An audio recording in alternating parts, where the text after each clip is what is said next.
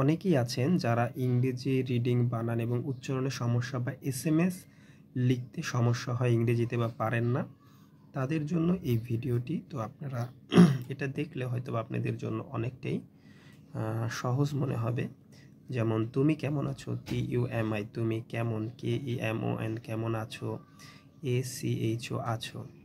যেমন এখন ঘুমাতে যাচ্ছি, এখন AKHON এখন ঘুমাতে, GHUMATE ঘুমাতে যাচ্ছি, JACCHI যাচ্ছি।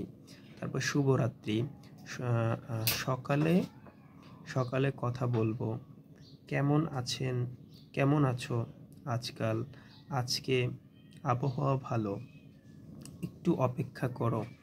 তারপরে দেখেন তুমি কেমন আছো, আমি ভালো আছি, কি করছো, কিছু না, তুমি, আমি এখন ব্যস্ত, পরে কথা বলবো, খেয়েছো, খেয়েছো, এখনো না, আমি খাচ্ছি, তুমি খাও, কোথায় যাচ্ছ, আমি বাজারে যাচ্ছি, তুমি কি আসবে, হ্যাঁ আমি আসবো, না আমি পারবো না, দেরি করো না, ঠিক আছে, পরে দেখা হবে, তুমি কি ঘুমাওনি, বৃষ্টি হচ্ছে, বাইরে যেও না।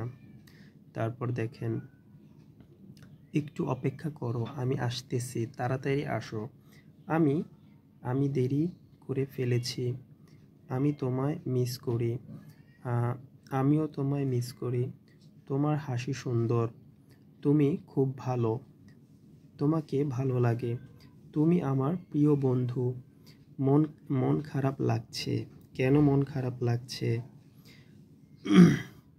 তারপর দেখেন ফোনটা ধরো, নেটওয়ার্ক নেই, পরে কল দিও, আমি রাস্তায় আছি, এখন ব্যাটারি লো, চার্জে দিচ্ছি, রোদ উঠেছে, হাওয়া বইছে, বৃষ্টি হচ্ছে, ঠান্ডা লাগছে, গরম লাগছে।